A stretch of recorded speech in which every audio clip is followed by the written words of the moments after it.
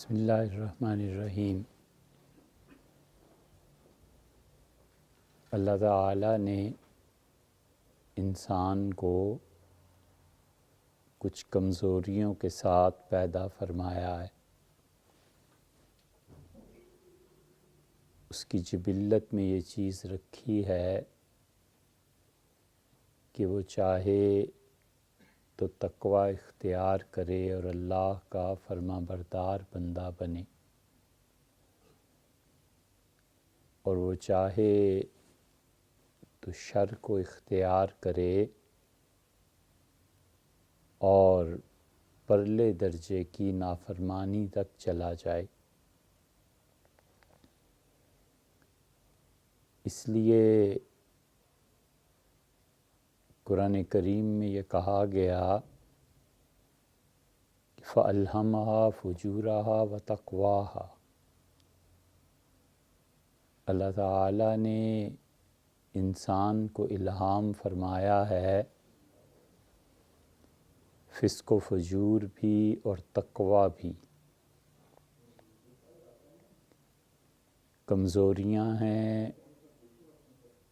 اور انسان میں کئی طرح کی کمزوری پائی جاتی ہے۔ ذہنی کمزوری ہے، اور ذہن کے کمزور ہونے کی وجہ سے علم پر فرق پڑتا ہے۔ علم جس چیز کا نام تھا وہ ہمارے دور میں تھوڑا رہ گیا ہے، اور معلومات بہت زیادہ ہو گئی ہیں۔ انسائکلوپیڈیا علم کا کھول کے بیٹھ جاتے ہیں اور واپس پلٹتے ہیں تو علم تو کم ہوتا ہے، البتہ کوئی نہ کوئی کلپ اس میں ضرور آ جاتا ہے۔ اور علم تو خیر کیا حاصل کرتے، وہ معلومات کا انبار جو اس میڈیا کے ذریعے آ رہا ہے اس میں کھو جاتے ہیں، اور علم کا راستہ اور دشوار اور پیچیدہ ہو جاتا ہے۔ یکسوئی کے ساتھ علم حاصل کرنا، اپنے موضوع پر ڈاکٹریٹ کی سند ڈگری حاصل کر لینا، جو اعلیٰ درجے کے تعلیمی اداروں میں ہے، وہ اب تک ہے۔ عین ممکن ہے کہ اس سائنٹسٹ سے جا کر کوئی پوچھے کہ کل دوپہر کیا کھایا تھا تو شاید اسے یاد نہ ہو، لیکن جب وہ اپنے فیلڈ پر بولتا ہے تو پھر پتہ چلتا ہے کہ 1 گھنٹے کی گفتگو 10 سال پر محیط ہوتی۔ تو ذہنی کمزوری ہوتی ہے اور علم اس سے متاثر ہوتا ہے۔ درماندگی عقل کی، اور عقل ہر چیز کا احاطہ کر بھی نہیں سکتی، اور کئی مقامات پر خبر پر اعتبار ضروری ہے اور عقل وہاں پہنچ کر عاجز آ جاتی ہے۔ یہ جو خبر ہے اس کی تصدیق ضروری ہو جاتی ہے، اور عقل کو وہاں دخل کا موقع نہیں۔ اسی طرح انسان ان چیزوں میں گھرتا ہے اور اپنی کمزوری کو محسوس بھی کرتا ہے، لیکن یہ جتنی بھی کمزوریاں ہیں یہ اسے بندگی کے درجے سے نہیں نکالتی۔ اب ذہنی کمزوری ہے، صحت کی کمزوری ہے، علم اس نے تھوڑا حاصل کیا ہے، حتیٰ کہ عمل میں بھی تھوڑا ہے تو یہ سب چیزیں اسے خدا کی بندگی میں سے نہیں نکالتی۔ حتیٰ کہ بیمار جو پڑ جاتا ہے تو اس کے لیے بھی خوشخبری ہے۔ حضرت رسالت مآب صلی اللہ علیہ وسلم نے فرمایا کہ اللہ اپنے علم کے باوجود اپنے اس بندے کی شان کو بڑھانے کے لیے فرشتوں کی نظر میں بھی پوچھتا ہے کہ فرشتوں میرے بندے کا یہ عمل ہمیشہ آتا تھا تو وہ کہاں ہے؟ فرشتے عرض کرتے ہیں کہ اللہ سفر کی وجہ سے، اور یا پھر عرض کرتے ہیں کہ یہ اپنی بیماری کی وجہ سے یہ کام نہیں کر سکا۔ تو رسول اللہ صلی اللہ علیہ وسلم نے فرمایا کہ اللہ کہتا ہے کہ میرے بندے کے لیے وہی اجر لکھو جو یہ ہمیشہ کرتا رہا، کیونکہ یہ بہت ہی کم درجے کی بات ہے کہ میرے بندے نے سفر میں اور اپنے گھر میں مجھے یاد رکھا، اور اب میرے بندے نے صحت میں اور میرے بندے نے اپنے گھر پہ مجھے یاد رکھا، اور جب اسے سفر پیش آیا یا بیمار ہو گیا تو میں اپنے بندے کو بھول جاؤں۔ اس لیے بیماری بھی ایک کمزوری ہے، لیکن وہ اللہ کی بندگی سے باہر نکالنے والی چیز نہیں ہے۔ تو کتنی چیزیں پائی جاتی ہیں کہ انسان کمزوری کی حالت میں بھی بندگی سے باہر نہیں نکلتا، کیونکہ عبادت اس آدمی کے ذہن میں اور خدا کی بندگی اس کے وجود میں ایسی سما جاتی ہے کہ وہ آدمی مسلسل وہاں سے ایک فیض پاتا رہتا ہے۔ اللہ کے بہت سے معاملات ایسے ہیں جو حضور اقدس صلی اللہ علیہ وسلم نے بتائے، اور اگر وہ نہ بتاتے تو کسی کی سمجھ میں آ بھی نہیں سکتے تھے، وہ جہان بھی نہیں کھل سکتا تھا۔ تو ان میں سے ایک انسان کا وجود جو ہے، اور اس کائنات کی تخلیق سے بھی پہلے جو چیزیں ہیں وہاں نہ عقل کی رسائی ہے نہ کسی اور چیز کی، محض نقل ہے، اور نقل سے پتہ چلتا ہے کہ معاملات کیا ہوئے۔ چنانچہ طبرانی کی روایت میں آتا ہے، ایک آدمی نے حضرت رسالت پناہ صلی اللہ علیہ وسلم سے عرض کیا کہ اس کے گھر میں بچے کی ولادت متوقع ہے۔ تو پھر ایک دن رسول اللہ صلی اللہ علیہ وسلم نے پوچھا اس سے کہ کیا ہوا؟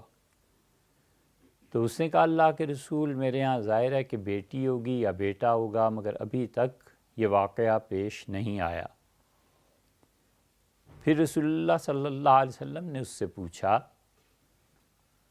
اور یہ بات اس لیے غالباً ارشاد فرمائی کہ ایک نئی چیز کی اطلاع دیں اور خبر دیں، اور یہ چیز نبوت کے علاوہ کوئی بتا بھی نہیں سکتا تھا۔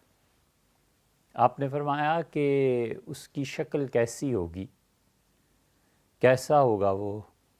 تو انہوں نے کہا کہ یا مجھ پہ ہوگا یا میری بیوی پہ ہوگا۔ بچوں کی شبیہ ایسے ہی ہوتی ہے۔ اس وقت علم نے بھی اتنی ترقی نہیں کی تھی۔ تو حضور صلی اللہ علیہ وسلم نے، تم نہیں جانتے کہ بچہ اپنی پیدائش سے پہلے اپنے سے لے کے آدم علیہ السلام تک جتنے اس کے باپ دادا تھے سب کی صورتوں کو دیکھتا ہے۔ ایک ایسی چیز ہے، اور غالباً اس لیے ارشاد فرمائی ہوگی کہ وہ بچے کو شاید اختیار دیا جاتا ہوگا کہ وہ کسی شکل صورت کو پسند کر لے۔ غالباً یہ حدیث پہ ہم عرض کر رہے ہیں، باقی حضور صلی اللہ علیہ وسلم کا مقصد اگر یہ نہیں تھا تو پھر ظاہر ہے کہ ہماری رائے کی کوئی وزن اور اہمیت نہیں۔ لیکن وہ چیزیں پیش آتی ہیں، اس سے ملتی جلتی ہے وہ بات جو ایک مرتبہ آپ سے عرض کی تھی کہ آیان ثابتہ میں ابن عربی رحمۃ اللہ نے جو کہا کہ آیان ثابتہ میں اسے کفر اور اسلام پہ اختیار دیا جاتا ہے، اور اسے پیدائش کیا، روح کی پیدائش پر اسے اختیار دیا جاتا ہے کہ یہ کفر ہے، یہ اسلام ہے، تم جس چیز کو چاہو قبول کر لو، اور وہ جس چیز کا انتخاب وہاں کرتا ہے وہ یہاں پیش آتی ہے۔ تو ذوق اور کمزوریاں یہ سب انسانی فطرت میں ہیں، اور انسان جو مرض کا علاج کرتا ہے تو در حقیقت وہ کمزوری کو دور کرنے کا ہو رہا ہوتا ہے۔ اس لیے اب یہ جو سائنس نے ترقی کی ہے اور وہ اس درجے تک پہنچے ہیں کہ وہ جینز میں تبدیلی کر دیں اور وہ وہاں سے اس چیز کو ہی نکال لیں جس کی وجہ سے شوگر ہے، جس کی وجہ سے فالج وغیرہ وغیرہ جو بھی چیزیں ہیں، ہمارا اس وقت کا موضوع نہیں ہے، لیکن وہ بالکل ٹھیک ہیں، اور اس میں کوئی ایسی چیز نہیں ہے جس پہ شریعت کوئی قدغن اور پابندی لگاتی۔ رکاوٹ کیا ہے؟ اللہ کا شکر ہے، اللہ تعالیٰ نے ہمیں وہ دور دیا جس میں بہت سے دنیا کے مختلف حصوں میں مختلف بندوں نے محنت کر کے چیچک کو ختم کر دی۔ اب وہ اس کے پیچھے پوری طرح کوشش کر رہے ہیں، پڑے ہوئے ہیں کہ یہ جو ایک چیز ہے پاکستان میں جس پہ قتل بھی ہو جاتے ہیں، پولیو کو ختم کر دیں۔ بالکل ٹھیک ہے، یہ ایسی چیزیں ہیں جو انسان کے سامنے آ رہی ہیں، اور ان میں مذہب کوئی رکاوٹ بنتا بھی نہیں ہے، یہ ترقی ہے۔ حضور صلی اللہ علیہ وسلم اپنے زمانے میں بھی ان چیزوں کو دیکھتے تھے اور پھر اس پہ حکم فرماتے تھے کہ یہ چیز درست ہے، یہ ٹھیک ہے۔ بڑا لمبا موضوع ہے۔ تو اس آدمی کو رسول اللہ صلی اللہ علیہ وسلم نے بتایا کہ اس بچے کے سامنے اس سے لے کے آدم علیہ السلام تک جتنے اس کے آباء و اجداد تھے ان کی صورتیں پیش کی جاتی ہیں، اور غالباً یہ اس لیے فرمایا ہوگا کہ بچے کو کوئی چیز پسند آتی ہوگی، تو اختیار انسان کا بہت وسیع، ایسے ہی ذوق ہوتا ہے کہ ہر آدمی کا اپنا ایک ٹیسٹ ہوتا ہے، اور کسی آدمی میں ذوق ہی نہ رہے تو وہ وہم میں مبتلا ہے کہ میں انسان ہوں۔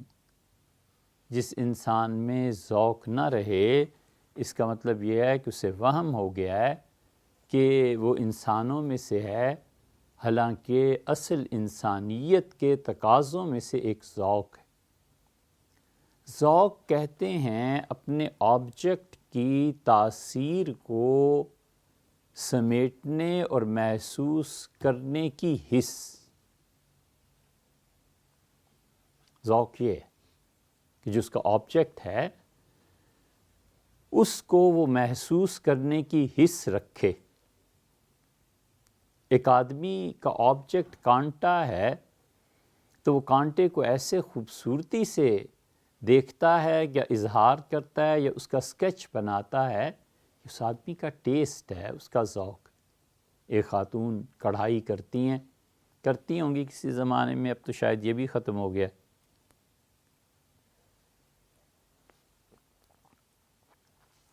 پھول بناتی ہیں، یہ اس کا ٹیسٹ ہے، وہ جانتی ہیں کون سا رنگ اس میں کس جگہ مناسب رہے گا۔ یہ ساری چیزیں ذوق کے ساتھ تعلق رکھتی ہیں، انسانی فطرت سے لے کر اس کی مکمل دینداری تک۔ خوبصورتی اور بدصورتی یہ اس کے ذوق میں کام کرتی۔ یہ ذوق ہے انسانی فطرت سے لے کے اس کے دیندار یا بددین ہونے تک اس کا ذوق کام کرتا ہے، اور ذوق کے بڑے مظاہر ایک حسن ہے اور ایک بدصورتی. یہی ہے نا.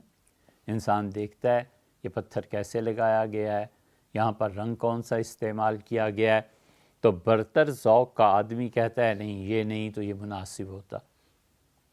وہ کہتا ہے جی کیا کریں, یہاں رنگ ہی ختم ہو گئے تھے. وہ کہتا ہے کہ یہاں پر یہ پردہ نہیں, یہ ساری چیزیں ذوق سے تعلق رکھتی ہیں.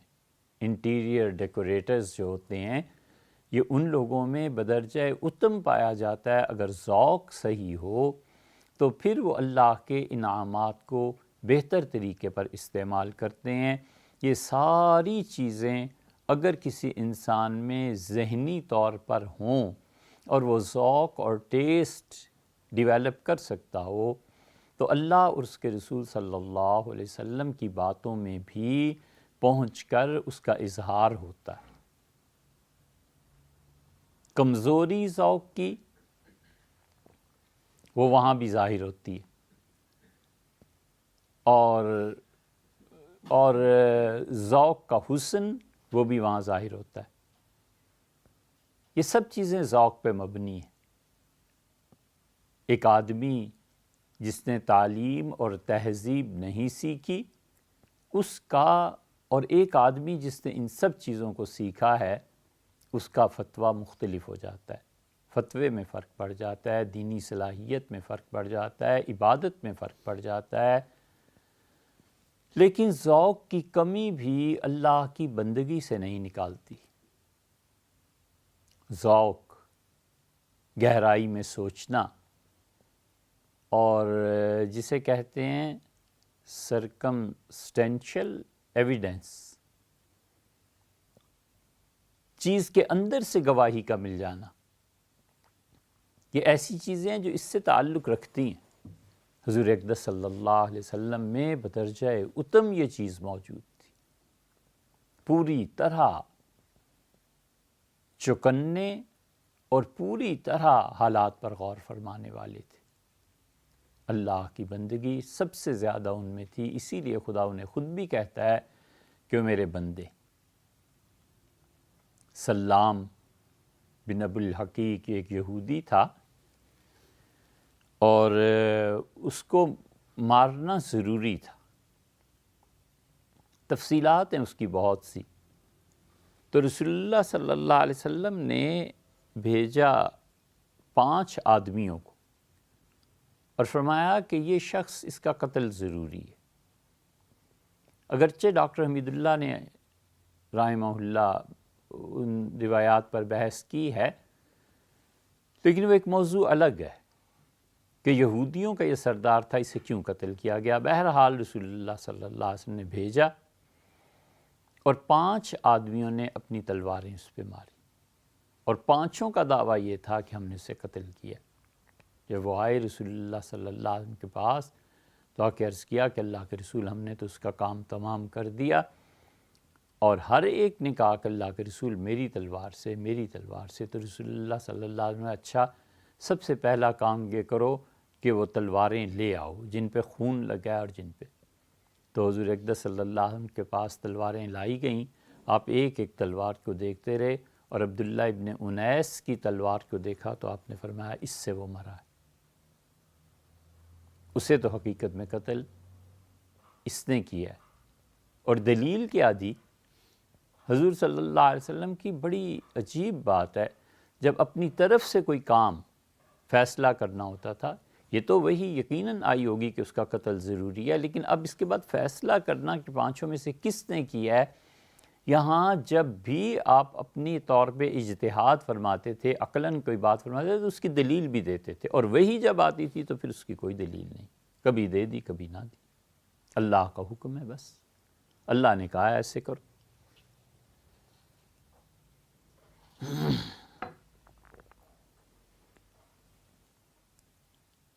تو عبداللہ ابن انیس رضی اللہ عنہ کی تلوار کو دیکھا اور آپ نے فرمایا قتل تو اس تلوار نے کیا. اور آپ نے فرمایا تم دیکھتے نہیں اس پہ غذا کے اثرات ہیں. اس کا مطلب یہ ہے کہ اس نے تلوار کو مارا ہے پیٹ پہ اور وہ معدے تک پہنچی ہے, اور جو غذا اس نے کھائی تھی اس کے اثرات اس تلوار پر موجود ہیں۔ آپ نے ان کو متعلق فرمایا کہ اس کو اصل میں تو قتل کرنے والے تم ہو۔ ایک شہادت مل گئی، ایک گواہی مل گئی۔ انسان بہت سی چیزیں ایسی نہیں جانتا، اور چونکہ ہم سیرت طیبہ کا مطالعہ نہیں کرتے نا، اور حضور اقدس صلی اللہ علیہ وسلم کے ساتھ عقیدت میں جو لوگ ڈوبے ہوئے ہیں اور جو ان کے نام پہ گردن کٹانے کو تیار ہیں، ان سے بھی پوچھ لو کہ غزوہ خندق کب ہوا تھا اور احد کب ہوا تھا اور کیا چیزیں پیش آئی تھیں، کچھ خبر نہیں ہے، لا علمی ہے۔ حالانکہ ان کی سیرت طیبہ کا علم ہونا، ان کے طریقہ کار پہ غور کرنا، وہ کیسے فیصلے فرماتے تھے اور کیا چیزیں ان کے پیش نظر تھیں، ان چیزوں کو دیکھ کے پتہ چلتا ہے کہ ایز اے ہیومن بینگ بھی وہ کتنے بلند مقام پر فائز تھے۔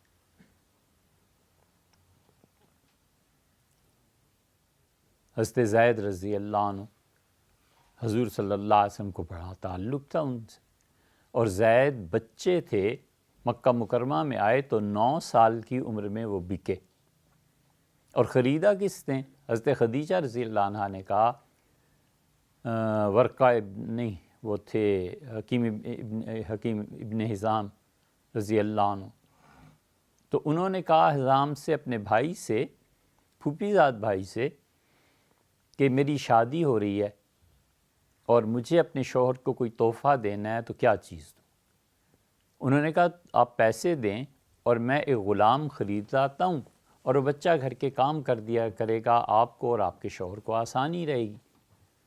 تو حضور اقدس صلی اللہ علیہ وسلم کی خدمت میں زید پیش کیے گئے، اور یہ 9 برس کے تھے، یمن سے انہیں اٹھا لائے تھے، اور بردہ فروش انہوں نے لا کے مکہ میں بیچ دیا تھا۔ مکہ سے یہ اطلاع کہیں پہنچی یمن کہ تمہارا بیٹا وہاں دیکھا گیا، تو وہ آئے اور انہوں نے زید رضی اللہ عنہ کو واپس لے جانے کی بات کی۔ حضور صلی اللہ علیہ وسلم بڑی نرمی اور تحمل سے فرمایا کہ زید آزاد ہے، آپ اسے جب چاہیں لے جا سکتے ہیں۔ لیکن زید، یہ نبوت سے پہلے کا واقعہ ہے، وہ خوگر ہو گئے تھے رسول اللہ صلی اللہ علیہ وسلم کی طبیعت کے اور اس نرمی مزاج کی، تو انہوں نے اپنے والدین سے انکار کر دیا، ان کا نہیں، میں بس یہیں رہوں گا۔ اب رسول اللہ صلی اللہ علیہ وسلم کو ان سے بھی بڑا تعلق ہو گیا کہ اس نے اپنے والدین اور گھر کو چھوڑا اور میرے واسطے یہ رہا یہاں۔ گورے چٹے، اور رسول اللہ صلی اللہ علیہ وسلم ان کی شادی ام ایمن رضی اللہ عنہ سے کر دی۔ 25، 26، 27 برس کے خود تھے رسول اللہ صلی اللہ علیہ وسلم، اور یہ 10-11 سال کے تھے۔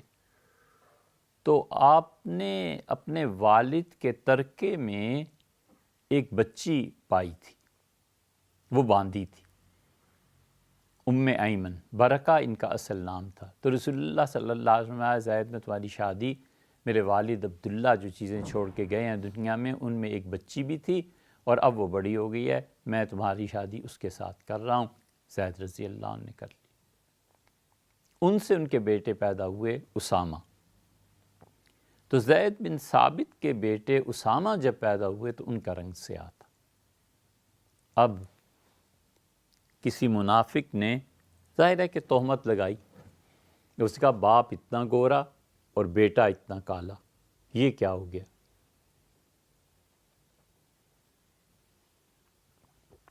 مدینہ منورہ میں یہ بات مشہور ہو گئی،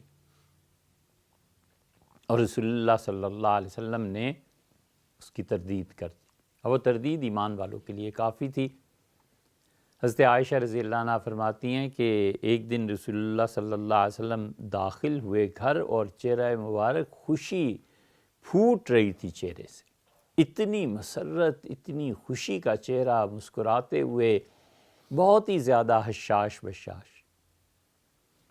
میں نے عرض کیا اللہ کے رسول کیا ہو گیا ہے، آپ بہت خوش ہیں؟ آپ نے فرمایا تم دیکھتی نہیں، میں باہر بیٹھا ہوا تھا، اور یہ اسامہ اور زید، باپ بیٹا دونوں اس طرح لیٹے ہوئے تھے کہ انہوں نے چادر اوڑھی ہوئی تھی اور وہ ان کے سروں کو ڈھانپے ہوئے تھی، اور سر سے گھٹنوں تک کی لمبی چادر تھی، یہ باپ بیٹا اس طرح لیٹے ہوئے تھے۔ اور پھر فرمایا کہ دیکھو مجزز ایک آدمی تھا اور یہ بہت قیافہ شناس تھا. مجزز مدلج ایک قبیلہ تھا، اس کا یہ معنی ہوا قیافہ شناس تھا. وہ دیکھ کے چیزوں کو فیصلہ کر دیتا تھا کہ یہ چیز ایسے ہے اور یہ چیز ایسے. یہ جیسے کھرا نکالتے تھے تو کھرا دیکھ کے وہ یہ فیصلہ کر دیتا تھا کہ جانور کن کن راستوں سے گزرا ہے، کہاں تک پہنچا ہے. یہ پرانے زمانے کے علوم مسلم تھے. تو رسول اللہ صلی اللہ علیہ وسلم میں بیٹھا ہوا تھا، یہ دونوں لیٹے ہوئے تھے، چادر ایسے اڑی ہوئی تھی، اور مجزز آیا اور اس نے صرف پاؤں دیکھے ان دونوں کے اور کہنے لگا کہ دونوں پاؤں ایک ہی نسب سے تعلق رکھتے ہیں، یعنی باپ بیٹا. تو آپ میں اتنا خوش ہوں اس بات پہ کہ لوگ جھوٹ بکتے تھے، دیکھو اس نے بھی کہہ دیا کہ باپ اور بیٹا. یہ وہ چیزیں ہیں جو انسانوں کے ذوق پر بھی مبنی ہوتی ہیں. عرب بہت ایسی چیزیں کرتے تھے، قیافہ شناسی، نظر لگانا. کئی عربوں میں ایک مستقل قبیلہ تھا جو نظر لگاتا تھا. ان کی ٹریننگ ہوتی تھی، کئی دن بھوکا رکھتے تھے اپنے بچوں کو، اور بچہ جب بھوک سے تڑپنے لگتا تھا تو کہتے تھے جاؤ اور اس دشمن کو دیکھو اور اس نیت سے دیکھو کہ تم اسے کھا جاؤ گے. وہ نظر میں ایسی تاثیر ہوتی تھی کہ بندہ پھڑک جاتا تھا. اکبر بادشاہ کی اگر آپ تاریخ پڑھیں تو اکبر بادشاہ نے مستقل، ہر اکبر نہیں، سارے لوگوں نے ایسے مستقل لوگ رکھے ہوئے تھے جو زمین پر کان لگاتے تھے اور رپورٹ دیتے تھے کہ اتنے ہاتھی آ رہے ہیں، اتنے گھوڑے آ رہے ہیں، اتنے افراد آ رہے ہیں، اور جنگ میں یہ سامان لایا جا رہا ہے. یہ سب ذوق کے ساتھ ساتھ اس ٹریننگ پہ بھی تھا، لیکن یہ ذوق اللہ کی بندگی سے آدمی کو ترقی بھی دیتا ہے اور نکالتا بھی. مگر جو چیز نہیں، غلط ہو گیا، یہ ذوق اللہ کی بندگی میں ترقی بھی دیتا ہے اور تنزل بھی دیتا ہے، نکالتا نہیں ہے. بے وقوف سے بے وقوف آدمی بھی اللہ کی بندگی سے نہیں نکلتا.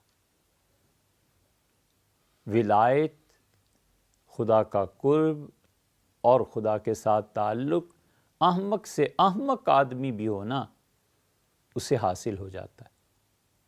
حضور اقدس صلی اللہ علیہ وسلم کے زمانے میں کئی مثالیں ایسی تھیں کہ وہ آدمی اعلیٰ درجے کی بجائے ایک عام درجے کے دماغ میں ہے اور اس کا اللہ سے تعلق سارے کا سارا ہے. حضور صلی اللہ علیہ وسلم کی صحبت حاصل تھی. اب آپ سوچ کے فرق کا اور سمجھ کے فرق کو دیکھیں کہ آیت نازل ہوئی ہے، اللہ نے فرمایا کہ حتیٰ یتبین لکم الخیط الابیض من الخیط الاسود، یہاں تک کہ سفید دھاگے اور سیاہ دھاگے الگ ہو جائیں.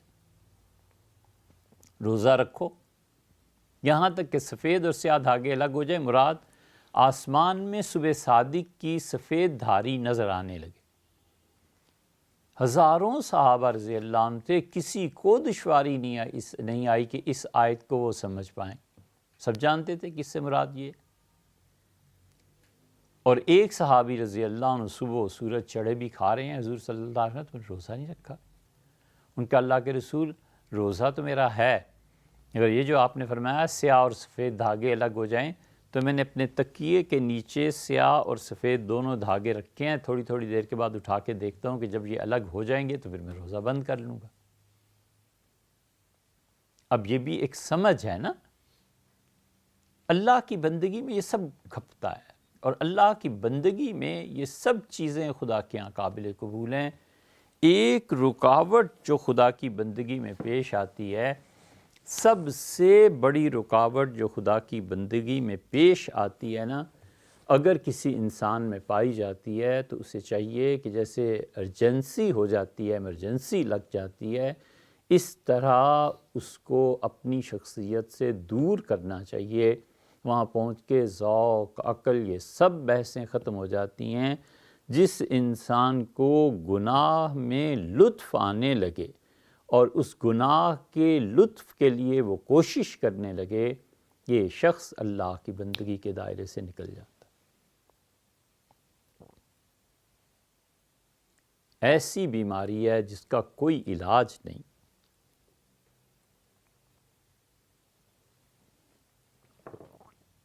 گناہ سے لطف اندوز ہونے کے مواقع تلاش کرنا ایک وقتی کمزوری ہے۔ وقتی کمزوری میں دونوں چیزیں ہوتی ہیں، ایک تو پری پلانڈ کوئی گناہ نہیں ہوتا، وقتی طور پہ غصہ آ گیا، اترا تو اسے ندامت ہوئی کہ میں نے کیا کیا، اور وہ بے اختیار بھی ہوتا ہے، نہ اس کی پلاننگ کرتا ہے نہ اس کا اختیار ہوتا ہے اس میں، لیکن اپنے اختیار سے پلاننگ کر کے گناہ کا لطف اٹھانے کے لیے گناہ کرنا، یہ اللہ کی بندگی سے اس قدر جلدی نکالتا ہے جیسے ایمان سے آدمی کفر کی طرف چلا جائے۔ یہ اتنی بڑی چیز ہے اور اتنی بری چیز ہے کہ جو آدمی یہ کام کرتا ہے کہ لذت پرستی اور وہ چاہے کہ گناہ کرے اور اس سے لطف اٹھائے، اس کا حال یہ ہو جاتا ہے کہ اس حالت گناہ میں اگر کوئی اسے اللہ کی یاد دلا دے تو قتل کر دے، مار دے، حتیٰ کہ اللہ کا خیال بھی اس کو ناگوار گزرتا ہے کہ کیوں اس وقت خدا یاد آیا۔ داغ دیلوی نے کہا ہے نا کہ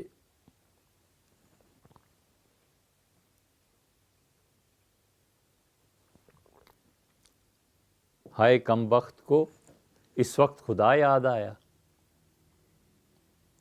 یہ جو چیز ہے نا، گناہ کو پلاننگ کے تحت کرنا اور اس کی لذت طلب جستجو، یہ چیز آدمی زبان سے اللہ کا اقرار کرتا ہے مگر حال اس کا یہ کہتا ہے کہ اے خدا تیرے نام تک سے نفرت ہے۔ یہ کفر نہیں ہے تو اور کیا؟ کوئی مفتی اس پہ فتویٰ نہیں دیتا، نہ دینے کی کوئی ضرورت پیش آتی ہے، نماز پڑھتا ہے، روزے رکھتا ہے، حج کرتا ہے، مگر ان ساری چیزوں کے باوجود اس کی یہ جو اخلاقی گراوٹ ہے نا، یہ اخلاقیات اسے خدا کے دین سے نکال دیتی۔ سب سے بڑا اخلاقی جرم یہ ہے جس کے لیے وہ جد و جہد کرتا ہے، اس لیے اس کی تنہائی اللہ کے ذکر اور اللہ کی یاد کی بجائے اس کی تنہائی اس لیے ہوتی ہے کہ اپنے پلان کو پورا کر سکے۔ آپ یہ ظلم نہیں دیکھتے کہ باپ تنہائی چاہتا ہے، اس لیے نہیں ہے کہ وہ خدا کی عبادت کرے، وہ تنہائی اس لیے چاہتا ہے کہ اس نے یہ جو اس کا استعمال کرنا ہے نا، اس کو حتیٰ کہ اپنی اولاد آ جائے تو بچے کا آنا ناگوار گزرتا ہے، کوئی تک بنتی ہے کہ وہ تمہاری اولاد ہے، بیٹا ہے، بیٹی ہے، اس سے محبت ہونی چاہیے۔ اس نے گناہ کو ڈسٹرب کیا ہے نا۔ آدمی سوچے یہ حیوانیت کا درجہ ہے کیا ہے؟ تنہائی کو بڑھا دیا ہے، تعلق کو انقطاع ہو گیا ہے۔ تنہائی حقیقتاً تو وہ اللہ کے ساتھ ہے جس میں آدمی خود کو بھی فراموش کر دے، یا پھر تنہائی وہ ہے کہ اسے کوئی اس سے خوف نہ ہو کہ دروازہ کھول کے کوئی اچانک اندر آ گیا، بغیر دستک دیے اندر آ گیا تو کیا ہوا؟ کچھ بھی نہیں۔ وہ جو پورا اہتمام ہوتا ہے دروازوں کے بند کرنے کا اور کسی کو اطلاع نہ کرنے کا، اس کا مطلب یہ ہے کہ اس نے باقاعدہ پلاننگ کی ہے، اور اس میں کوئی اللہ کی یاد، کوئی چیز، حتیٰ کہ اذان شروع ہو جائے مسجد میں تو عذاب ہو جاتا ہے کہ یار اس وقت اس نے اذان دینی تھی، کیا مصیبت ہے، اتنی دیر تک اذانیں دیتے رہتے ہیں۔ یہ اخلاقی جرم ہے، اس کو اپنی شخصیت سے نکالنا چاہیے، بجائے اس کے کہ وہ چیز اسے استغفار کی طرف لائے، اللہ سے معذرت کی طرف لائے، اللہ سے معافی کی طرف لائے، یہ احساس ہو کہ میرے بچے ہیں، میری اولاد ہے، انہیں محبت ہے، تعلق ہے، کمرے میں آ گئے ہیں، ناسمجھی سے آ گئے ہیں یا سمجھداری سے آئے ہیں، انہیں ایک چیز پیش آئی ہے، الجھن ہے، حل کرنا چاہتے ہیں، تو چونکہ گناہ ڈسٹرب ہوتا ہے اس لیے پھر غصہ آتا ہے۔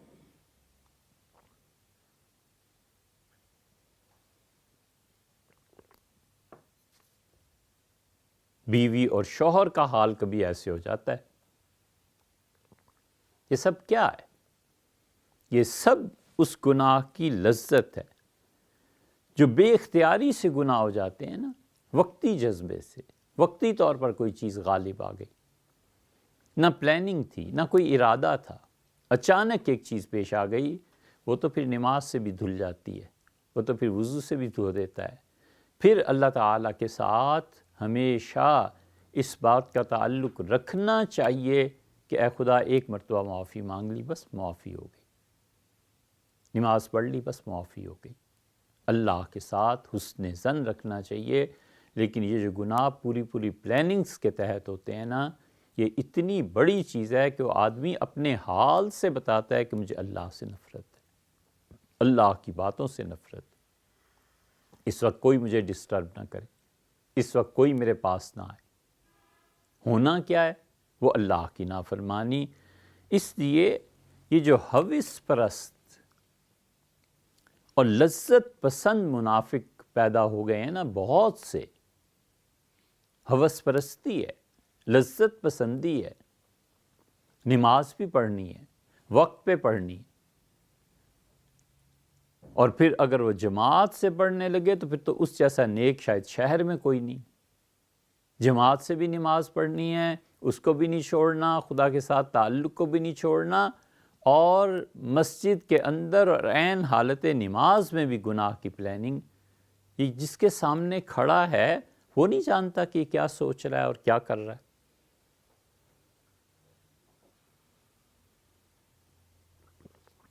اس لیے اسلام جس چیز کا نام ہے، حقیقت میں وہ اخلاقیات ہے۔ دین جس چیز کا نام ہے، وہ اس بات پہ پہنچ کے کتنی تعریفیں کریں، جتنی آپ چاہیں ہم آپ سے عرض کریں، بندگی کیا چیز ہے۔ بندگی میں، نماز میں بندہ اللہ کی طرف جاتا ہے، اور تلاوت میں اللہ خود اپنے بندے کے پاس آتا ہے۔ یہ بندگی ہے۔ خدا خود کلام فرماتا ہے، خدا خود بتاتا ہے یہ کرو، یہ کرو، یہ نہ کرو، یہ نہ کرو۔ اچھا دیکھو، ہمیں ایسے اچھے لگتے ہیں، ہمیں ایسے اچھے لگتے ہیں، یہ ایاک نعبد و ایاک نستعین میں پہنچ کے سب ختم ہو جاتا ہے۔ اسی لیے حضور صلی اللہ علیہ وسلم کو جب کوئی مشکل پیش آتی تھی تو سورہ فاتحہ کی یہ آیات پڑھتے تھے، مالک یوم الدین، ایاک نعبد و ایاک نستعین، صرف ایک لفظ کے اضافے کے ساتھ کہ یا مالک یوم الدین ایاک نعبد و ایاک نستعین۔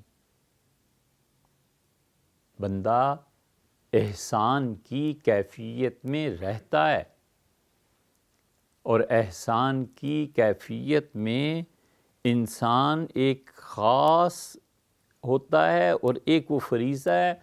عام معاشرت میں جب رہے تو یہ خیال رہنا چاہیے کہ مجھے اللہ دیکھ رہا ہے،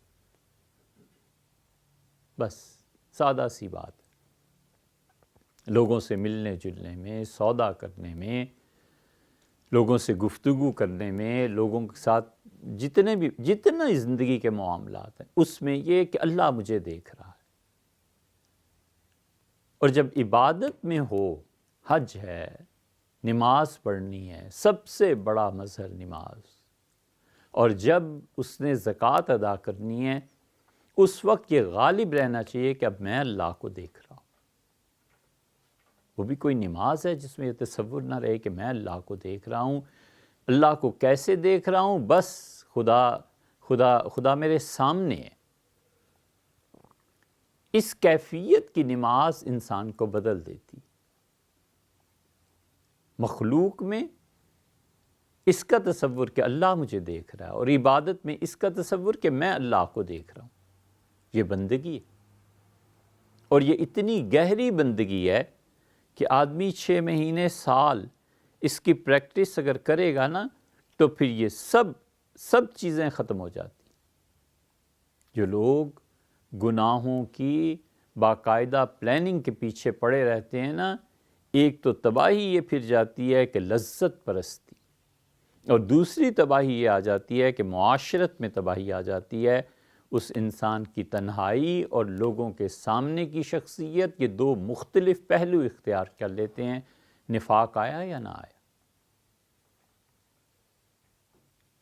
اس وقت اس لیے یہ جو امت کے بڑے نعرے لگتے ہیں اور جو چیزیں ہوتی ہیں، فرد اپنے آپ کو ٹھیک نہ کرے اور اس کو خبط ہو گیا ہے پوری امت کو ٹھیک کرنے کا. یار وہ ہوتی ہے یا نہیں ہوتی، خدا تم سے تو تمہارا پوچھے گا نا. خود کس سطح پہ کھڑا ہے، خود اس سطح پہ آنا چاہیے. اس لیے جب وہ خود اس سطح پر نہیں ہوتا، پھر وہ تلاش کرتا ہے کہ ان چیزوں کو کوئی اور کرے، وہ پھر اور سہارے اور چیزیں، پھر وہ خیالات کی دنیا، پھر وہ کرامتوں کی دنیا، کشف کی دنیا. ایک عذاب ہے پورا. وہ بھی آدمی کو چاہیے کہ وہاں اس مجلس میں جائے جہاں اللہ اور اس کے رسول صلی اللہ علیہ وسلم کی باتیں. یہ جتنے دائرے تصوف کے بنے ہوئے ہیں، ان دائروں میں جہاں شیخ کی کرامات اور کشف اور ان کی بڑائی کے علاوہ اور کوئی بات نہیں ہوتی، خود بھی بچنا چاہیے اور اپنی نسلوں کو بھی ان حلقوں سے بچانا چاہیے.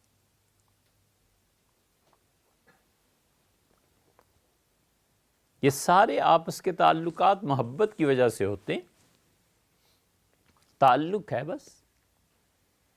آدمی پوچھتا ہے، آپ نہیں تشریف لائے، ملے نہیں اتنے عرصے سے، نصیحت کرتا ہے، نصیحت سنتا بھی ہے دوسروں سے. یہ تھوڑا ہی ہے کہ جو کوئی بڑے درجے کا آدمی مان لیا گیا ہر وقت وہ نصیحتیں کرتا رہے اور کسی کی نہ سنے. عام سادہ زندگی، بالکل بے تکلفی کا ماحول. یہ جتنے ہمارے یہاں تصوف کے حلقے رائج پا گئے ہیں، ان میں جاؤ تو پھر آپ کو اندازہ ہوگا کہ سوائے ایک موضوع کے اور کوئی موضوع ہی نہیں رہا، اور وہ یہ کہ ہمارے شیخ ایسے اور حضرت ایسے اور حضرت کی یہ کرامات اور حضرت نے یہ فرمایا اور حضرت نے اللہ تعالیٰ کا ذکر، رسول صلی اللہ علیہ وسلم کا تذکرہ، کوئی سیرت، کوئی تفسیر. کان ترس جاتے ہیں ایک آیت کی تفسیر کے لیے اور ایک حدیث کی تشریح کے لیے. ایسے حلقوں میں تباہی ہو جاتی ہے، انسان ذہنی طور پہ برباد ہو جاتا ہے. بالکل نہیں جانا چاہیے. اللہ کی بندگی اصل ہے، خدا کی عبادت اصل ہے. اس بندگی میں کمی بیشی ہوتی ہے، اس بندگی میں نقص بھی ہوتا ہے، اس بندگی میں عروج بھی ہوتا ہے. سیدنا ابو بکر رضی اللہ عنہ سے لے کے اور جہنم سے آخری آدمی جس کو نکالیں گے نا، یہ سب اللہ ہی کے بندے ہیں. بس کمی بیشی لازمی بات ہے. سیدنا ابو بکر رضی اللہ عنہ جیسا ایمان اور تعلق ان کا حضور صلی اللہ علیہ وسلم سے بہت بلند و بالا چیز. نبی کریم صلی اللہ علیہ وسلم بیان فرما رہے تھے کہ میں جنت میں جاؤں گا. سیدنا ابو بکر رضی اللہ عنہ کہتے تھے مجھے یہ خواہش پیدا ہوئی کہ کاش جب آپ جنت میں جائیں گے تو میں بھی آپ کے ساتھ ہوتا. تو رسول اللہ صلی اللہ علیہ وسلم فرمایا، ابو بکر تمہارا کیا خیال ہے، تم میرے ساتھ نہیں ہوگے؟ یہ محبت ہے، سادگی ہے. اب سیرت پڑھیں، سوائے اس کے کہ آخری 1-2 سال ایسے گزرے جس میں بہت زیادہ لوگ ہو گئے تھے، یعنی ہزاروں کے حساب سے لوگ ہو گئے تھے. فتح مکہ میں تو 10,000 تھے. پھر جو اسلام کا دروازہ کھلا ہے تو پھر تو وہ لاکھ سے زیادہ ہو گئے تھے. کم سے کم روایت بھی 1,08,000 افراد کی آتی ہے. اور کتنے مٹے ہوئے لوگ تھے. حافظ ابن حجر رحمۃ اللہ علیہ کے دیکھیں جنہوں نے ان لوگوں کے نام، پتے، سب چیزیں لکھی ہیں، حتیٰ کہ ان کا نام بھی شامل کیا ہے جنہوں نے بس اتنا پتہ ہے کہ اس نے رسول اللہ صلی اللہ علیہ وسلم کو دیکھا تھا. تو 10,000 صحابہ رضی اللہ عنہ سے زیادہ کا تذکرہ نہیں ملتا، بلکہ 9,000 کہہ لیں تو بھی مناسب. پتہ ہی نہیں باقی لوگوں کو، کوئی شہرت نہیں، بڑے سے بڑا کام کر کے بھی کسی چیز کی ایسی تمنا نہیں، کچھ نہیں. جرت، اخلاقی جرت، محبت، تعلق، یہ سب چیزیں تھیں. لوگ آتے تھے، پوچھتے تھے کہ من فیکم محمد، محمد صلی اللہ علیہ وسلم آپ لوگوں میں سے کون ہے؟ تو لوگ کہتے تھے یہ ہیں. وہ کہتا تھا ھذا الابیض، یہ گورا چٹا، یہ جو تکیہ لگا کے بیٹھے ہوئے ہیں، اچھا یہ ہیں محمد صلی اللہ علیہ وسلم. کیا امتیاز تھے. آخر پہ جب لوگ بہت زیادہ ہو گئے تو صحابہ کرام رضی اللہ عنہ نے عرض کیا کہ اللہ کے رسول اب مشکل پیش آتی ہے، لوگ بہت زیادہ ہو گئے ہیں، ہم آپ کے لیے ایک چبوترا بنا دیتے ہیں، آپ اس پہ تشریف فرماؤ تو کہ لوگ آتے ہی پہچان لیں کہ یہ جو بلندی پہ بیٹھے ہیں یہ ہیں اللہ کے رسول علیہ الصلوۃ والسلام. یہ چیز ہے بس. اس سے آگے بڑھ کے پھر وہ جو اپنے اخلاقی معائب ہیں ان پہ کوئی پردہ ڈالے رکھے، ان کو کوئی نہ چھیڑے، نہ کوئی بات کرے، اور جو خود اس شخصیت میں اخلاقی معائب ہیں اس پہ بھی پردہ. وہ پردہ کس ذریعے سے جی؟ وہ کرامت ہو گئی، وہ علم ہو گیا، وہ یہ چیزیں ہو گئیں، یہ چیزیں ہو گئیں. یہ دین تھوڑا ہی ہے. اللہ کا دین تو اس سادگی کے ساتھ جینے کا ہے جو صحابہ کرام رضی اللہ عنہم میں تھی، اور رسول اللہ صلی اللہ علیہ وسلم نے جو ان کی تربیت فرمائی تھی. بس کوئی امتیازی نشان نہیں ہے، کوئی عہدوں کی بحث نہیں ہے، کوئی ایسی جد و جہد اور تحریک نہیں ہے. ایک حدیث نے بند باندھ دیا تھا. عین ممکن تھا کہ لوگ ٹکڑوں میں تقسیم ہو جاتے.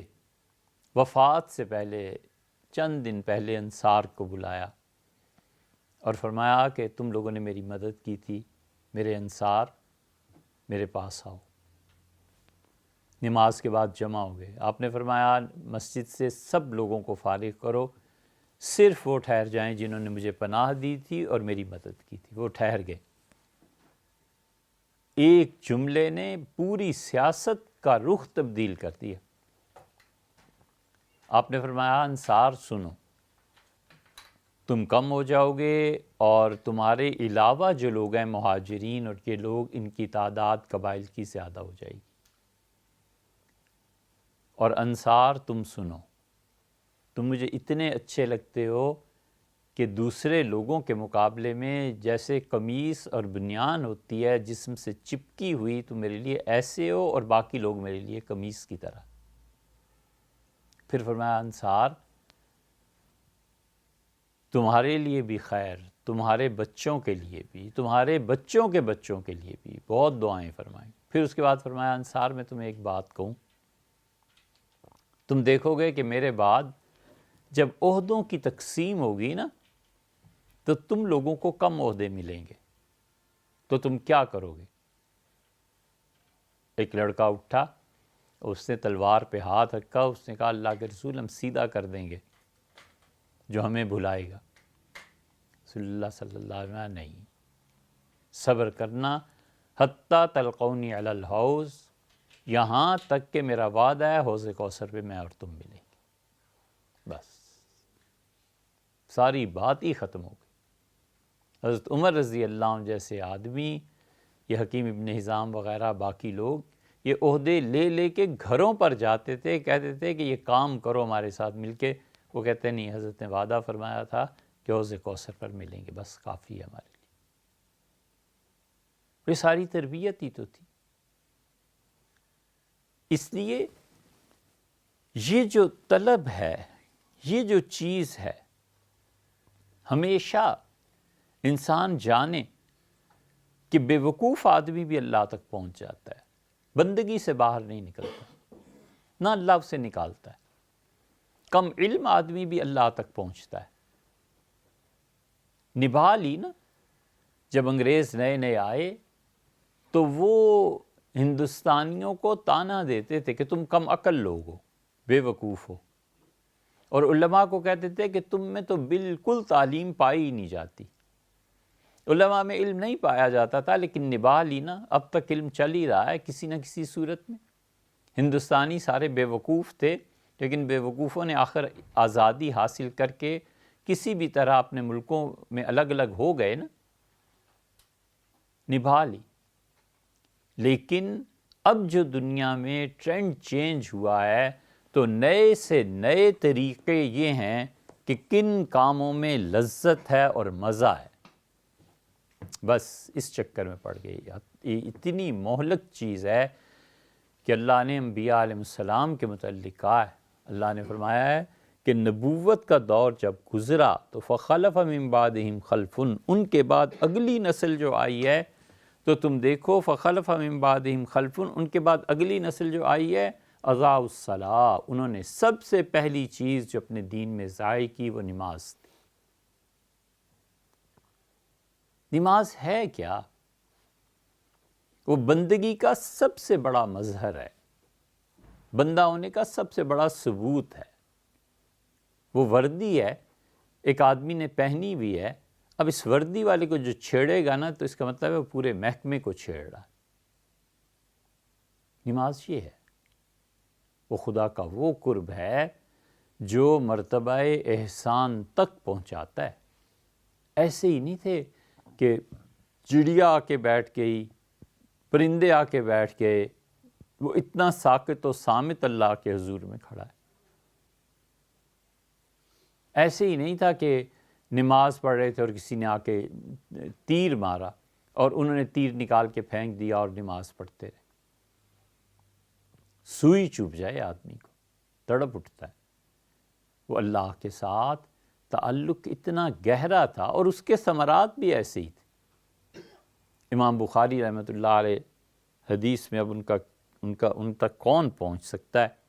امام بخاری رحمۃ اللہ علیہ نماز پڑھ رہے تھے نفل، تو جب نفل پڑھ چکے عشاء کے بعد تو اپنے شاگردوں سے کہا کہ دیکھو مجھے پتہ نہیں کیا ہو رہا ہے. یہ کرتا اتارا تو وہ ان کے شاگرد کہتے ہیں ہم نے کہا حضرت یہ تو بھیڑ ہے کرتے میں گھس گئی تھی. انہوں نے کہا اچھا؟ تو وہ ان کے شاگرد کہتے ہیں کہ میں نے ان کے جسم پہ دیکھا 29 جگہ پہ اس بھیڑ نے انہیں کاٹا تھا. تو میں نے کہا امام آپ کو نماز میں تکلیف نہیں ہوئی؟ ان کا ہوئی تو تھی. میں نے کہا نماز کیوں نہیں چھوڑ دی؟ آپ تو نفل پڑھ رہے تھے. کہنے لگے اللہ سے حیا آئی کہ اس کے سامنے کھڑا ہوں، بڑے شرم کی بات ہے کہ میں اپنی تکلیف کو دیکھوں اور اس کا دربار نہ دیکھوں. یہ تعلق ہے اللہ کے ساتھ. اللہ کے ساتھ تعلق دیکھو دو طرح کا ہے.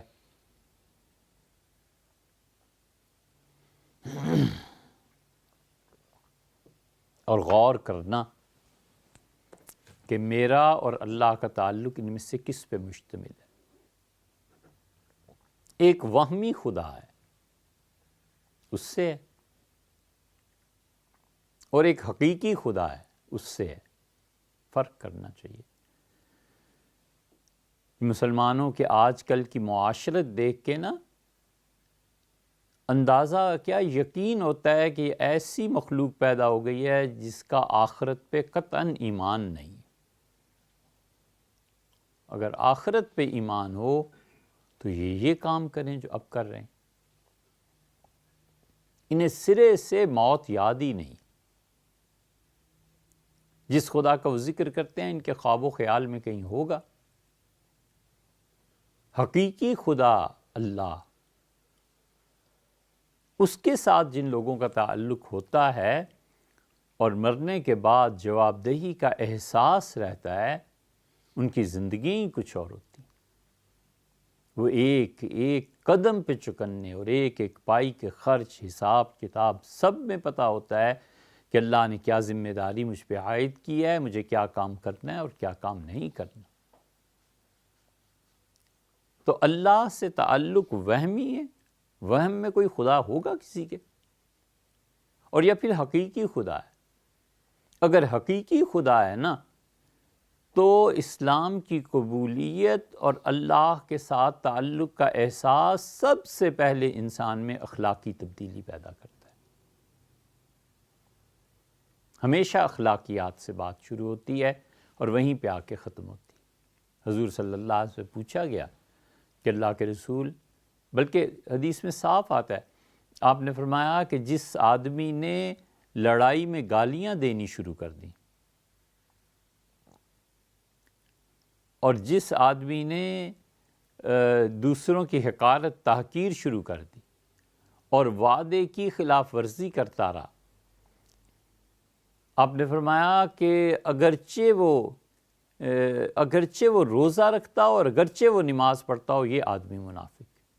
انسامہ وصلہ، الفاظ یہ آئے ہیں کہ اگرچہ روزہ رکھے اور اگرچہ نماز پڑھے، نماز بھی پڑھتا ہے، روزہ بھی رکھتا ہے، کس کی عبادت کر رہا ہے؟ اس کے ذہن میں جو کوئی خدا ہے نا، اس کی عبادت کر رہا ہوگا۔ اگر حقیقی خدا کی عبادت کرتا تو اللہ نے کہا ہے وہ ان چیزوں کے پیچھے نہ پڑتا جو مزے کی چیزیں۔ اسی لیے قرآن کہتا ہے کہ انبیاء علیہ السلام کے بعد جو اگلی نسل آئی نا امتوں میں، اضاعوا الصلاۃ، سب سے پہلی چیز جو انہوں نے برباد کی ان کی نماز تھی۔ واتبعوا الشہوات، اور مزوں کے چکر میں پڑ گئے کہ کس چیز میں مزہ ہے۔ اس لیے مومن آدمی کی زندگی بڑی ڈیفرنٹ ہے، اس اتنی پستی میں کبھی چلا جاتا ہے منافق آدمی کہ سارے جہان کی خبر اس سے لے لو، اپنے جہان کی کوئی خبر نہیں، پوری دنیا پہ اس سے تنقید کرا لو اور اس کی ذات زیر بحث نہیں آ سکتی۔ دوسروں کی تو زیر بحث کیا آنی ہے؟ کبھی خود اپنے گریبان میں جھانک کے دیکھے تو اپنے پہ خود بحث نہیں کرتا کہ میں کیا کر رہا ہوں، جا کدھر رہا ہوں، کام کون سے ہیں، مصروفیت کیا ہے، مشغولیت کیا ہے، کن اعمال میں زندگی گزر رہی ہے۔ اگر اسی لمحے موت آ گئی تو پھر اللہ کے یہاں کیا ہوگا؟ اس لیے جو چیز تنہائی اور معاشرت دونوں میں کام آئے نا، کہ آدمی تنہائی میں حق پر رہے اور معاشرے کے ساتھ خیر کا تعلق رہے، بس یہ مومن ہے۔ کسی سے کوئی سند لینے کی اسے ضرورت نہیں، وہ خود ہی سوچ لے۔ اگر تنہائی میں وہ حق پر ہے، سچائی پر ہے، اللہ کی عبادت، اللہ کے ساتھ تعلق۔ ایک مرتبہ مدینہ منورہ میں حضرت شیخ وہاں زکریا صاحب رحمۃ اللہ علیہ کے 5-7 خلفاء تشریف فرما تھے۔ ہم بھی ان کی باتیں سن رہے تھے، تو شیخ کے خادم سے کسی نے کہا حضرت کی تنہائی کیسے؟ انہوں نے کہا اتنے سال میں حضرت کے ساتھ رہا ہوں، تنہائی میں عبادت، مطالعہ، اور ہمیں کچھ سمجھ نہیں آتی تھی، وہ اچانک بس اپنے مراقبات اللہ کے ساتھ تعلق میں رونے لگتے تھے اور کبھی مسکراتے تھے۔ تو ایک دن ہمت کر کے پوچھ ہی لیا، تو انہوں نے کہا کہ جی چاہتا ہے تم میں سے کوئی میرے ساتھ نہ رہے، بس اللہ کو یاد کرتا رہو۔ تو مجھے بڑی شرمندگی ہوئی کہ شیخ سے پوچھا کیوں؟ انہوں نے کہا ایسی تنہائی تھی حضرت۔ شیخ خود کہتے تھے کہ میں جب مدرسے کے کاموں سے فارغ ہو کے تنہائی میں اپنی کتابوں میں آ کے بیٹھتا ہوں تو مجھے ایسی خوشی ہوتی ہے جیسے کوئی پرندہ اپنے گھونسلے میں چلا جائے۔ تنہائی میں حق پہ اور معاشرے میں نافع شخصیت، نفع دے لوگوں کو، بس یہ کام مومن ہے۔ جتنی اس میں تکمیل ہوگی اتنا ہی کامل ہو جائے گا۔ اور منافق آدمی تنہائی معاشرت سے بدتر اور معاشرت تنہائی سے بدتر۔ منافق آدمی کا کوئی ٹھکانہ نہیں۔ اس لیے مداہنت اور مدارات میں فرق ہے۔ ایک ہے مدارات، مدارات کا مطلب ہے دلجوئی کرنا، مدارات کا مطلب ہے دوسرے کا لحاظ کرنا، مدارات کا مطلب ہے دوسرے کی رعایت کرنا۔ یہ حضور اقدس صلی اللہ علیہ وسلم کرتے تھے۔ سیرت میں بہت جگہ ایسے آیا ہے، لوگوں کی تلواریں ابھی خون سے دھلا نہیں مسلمانوں کا۔ غزوہ احزاب میں رسول اللہ صلی اللہ علیہ وسلم کے خلاف جو قائد آیا تھا اہل مکہ سے، ابو سفیان رضی اللہ عنہ تھے، اور ابو سفیان رضی اللہ عنہ نے پوری قیادت کی۔ ظاہر ہے جنگوں میں جو ہوتا ہے سو ہوا۔ اس سے پہلے وہ احد میں آئے تھے اور احد میں بھی قیادت انہی کے پاس تھی۔ اور اس احد کی جنگ کے بعد یا خندق کی جنگ کے بعد ایک آدمی مکہ مکرمہ جا رہا تھا، ابھی لڑائی ہوئی ہے، ابھی ایک دوسرے کے لوگ باقی ہیں، زخم آئے ہیں، سب کچھ. حضور صلی اللہ علیہ وسلم فرمایا اچھا مکہ جا رہے، ان کے جی مکہ حاضر جی، تو کچھ تحفے دیے اور فرمایا یہ ابو سفیان کو دینا. یہ کیا ہے؟ یہ مدارات ہے، یہ دوسرے کی رعایت کرنی ہے. اسی لیے تو اللہ کہتا ہے وَالصَّاحِبِ بِالْجَنْبِ، اور جو تھوڑی دیر کے لیے سفر میں تمہارے ساتھ دوسری سیٹ پہ آ کے بیٹھتا ہے نا، اس کا بھی خیال کرو. حالانکہ کتنا سفر ہوگا، گھنٹہ، 2 گھنٹے، 10 گھنٹے، جتنا بھی ہو، بہرحال اس نے تو ختم ہو جانا ہے. فرمایا اس کی بھی رعایت کرنی ہے، اس کے بھی حقوق ہیں. مدارات میں رسول اللہ صلی اللہ علیہ وسلم کا اتنا زیادہ عمل تھا، اتنا زیادہ عمل تھا کہ وہ چیزیں کبھی منگاتے تھے جو حضرت عائشہ رضی اللہ عنہا کو اچھی لگتی تھی. اہلیہ ہیں، نہایت بیہودہ الفاظ استعمال کرتے ہیں، بیوی کا غلام ہو گیا، یہ ہو گیا، وہ ہو گیا، والعیاذ باللہ. یہ مدارات ہے، دوسرے کی رعایت کرنی ہے، محبت کا اظہار ہے، طریقہ ہے. یہ سب چیزیں رسول اللہ صلی اللہ علیہ وسلم کیا ملیں گی. حبشی کا جنازہ، ان کا حبشہ والوں کا جنازہ رسول اللہ صلی اللہ علیہ وسلم نے پڑھایا. عائشہ رضی اللہ عنہ فرماتی ہیں کہ ہم مدینہ منورہ میں تھے، لیکن ہمیں اندازہ ہوتا تھا کہ جیسے نجاشی کی قبر سے ایک نور اٹھتا ہے. ہندوستان میں جماعت اسلامی کے امیر تھے مولانا ابو اللیث. کسی بھی فرقے سے کوئی بھی آدمی اگر اس کی خیر اور خوبی کی چیز ہے نا تو اسے بیان کرنے میں بھی کوئی حرج نہیں. اس فرقہ واریت اور تعصب نے، علمی تعصب نے ہمیں بڑی خیر سے محروم کر دیا. ہم کسی آدمی کی بات سننا ہی نہیں چاہتے جو ہمارے فرقے اور ایک خاص طبقے سے تعلق نہیں رکھتا. ایسے نہیں ہونا چاہیے. ممکن ہے خیر اسی میں. امام شافعی اور امام ابو حنیفہ رحمۃ اللہ علیہم اتنی زبردست سیرت، اتنی بلند مرتبہ شخصیات ہیں. امام ابو حنیفہ رحمۃ اللہ علیہ فرماتے تھے، ان سے کسی نے کہا کہ حضرت آپ ان گمراہ فرقوں سے مناظرے کے لیے جاتے ہیں تو کس وجہ سے؟ انہوں نے کہا، بیٹے نے پوچھا حماد نے کہا ابا آپ جاتے ہیں کس؟ ان کا بیٹے میرے دیکھا نہیں تم نے کبھی کہ میں کبھی پہلے نہیں بولتا، میں چپ بیٹھا رہتا ہوں، مجھے اچھی نہیں لگتی یہ چیزیں.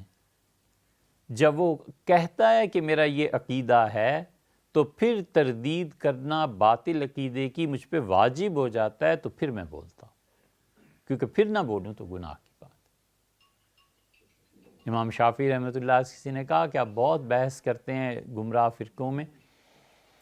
انہوں نے کہا خدا کی قسم زندگی بھر کسی ایک بحث میں بھی میں شامل نہیں ہوا، لیکن میرے دل میں ہمیشہ دل سے میرے دعا نکلتی رہی کہ اللہ حق اگر اس کی زبان پہ ہے تو اللہ وہ مجھے اس کے تابع کر دے، اللہ اگر یہ سچا ہے تو مجھے اس کے انڈر کر دے.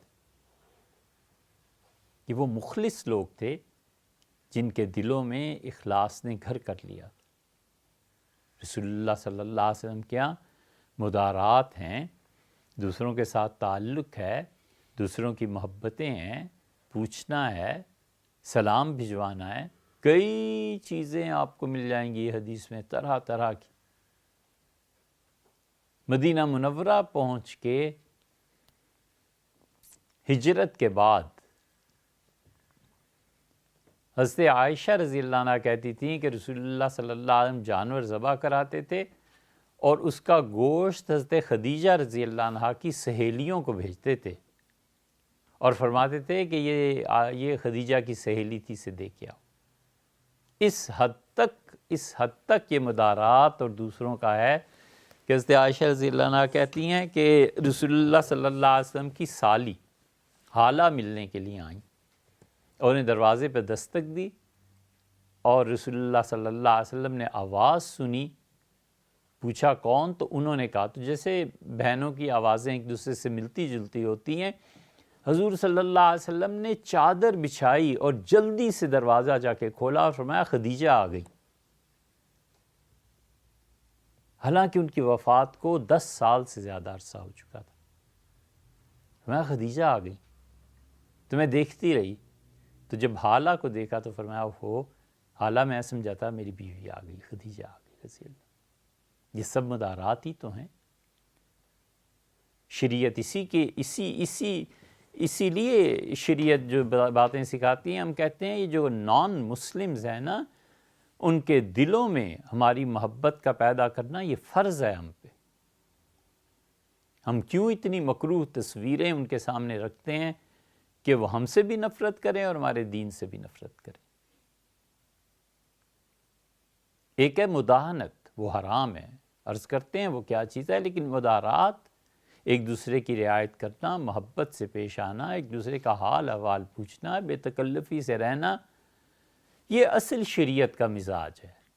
اور ہمارے ہاں مزاج بن گیا ہے پیری مریدی کا، ہمارے ہاں مزاج بن گیا ہے طبقات کا، ہمارے ہاں مزاج بن گیا ہے کہ شیخ اور پیر اور پھر ان کی کرامتیں اور کشف، بس وہ بیان کرتے رہو اور باقی کچھ نہیں۔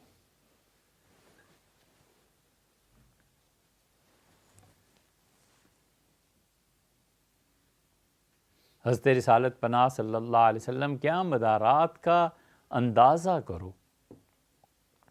کہ یہ اسامہ جن کا ابھی ذکر ہم نے کیا کہ حضرت زید رضی اللہ عنہ کے بیٹے تھے، عرفات کے میدان میں آپ اونٹنی پر بیٹھے شام کو، ظاہر ہے مغرب تو پڑھنی نہیں تھی، تو جا کے پڑھنی تھی مزدلفہ میں، تو جو ہی رسول اللہ صلی اللہ علیہ وسلم کی اونٹنی اٹھی ہے ان کو لے کے، صحابہ کرام رضی اللہ عنہ کی 1,00,000 کے قریب آدمی اپنے اپنی جانوروں پہ سب، اور اچانک آپ نے اونٹنی روک دی اور آپ نے فرمایا اسامہ کہاں ہے؟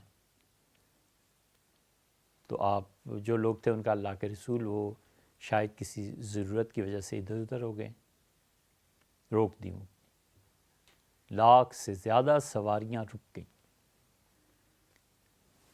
تو یمن والوں نے کہا کہ رسول اللہ صلی اللہ علیہ وسلم کیوں رک گئے ہیں؟ تو انہوں نے کہا اسامہ کی وجہ سے۔ تو اسامہ آئے تو یمنیوں نے کہا اچھا یہ کالا چپٹی ناک بدصورت، اس کی وجہ سے سب کو روک دیا گیا۔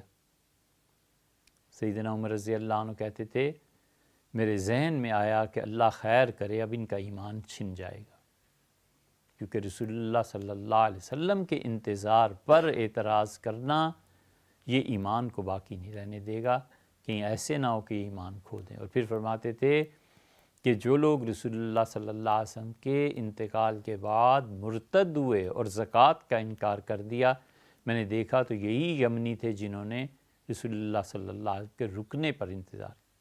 یہ اسامہ رضی اللہ عنہ جب آئے ہیں تو بچے تھے نا، رسول اللہ صلی اللہ علیہ وسلم پیچھے بٹھا دیا، اپنے پیچھے بٹھایا اور پھر چلے۔ یہ مدارات ہی تو ہیں۔ وفات سے ایک رات، یعنی صبح وفات ہو گئی، آخری رات ہے، بار بار پوچھ رہے ہیں علی آئے؟ ان کا آپ کے کام میں گئے ہوئے ہیں۔ اچھا علی آئے؟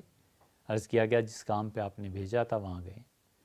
پھر سیدنا علی رضی اللہ عنہ آئے اور حضور صلی اللہ علیہ وسلم کے حجرے میں جتنی خواتین تھیں دوسری طرف کو چلی گئیں، اور آپ اور وہ تنہا رہ گئے، اور آپ نے کہا میری بات سنو۔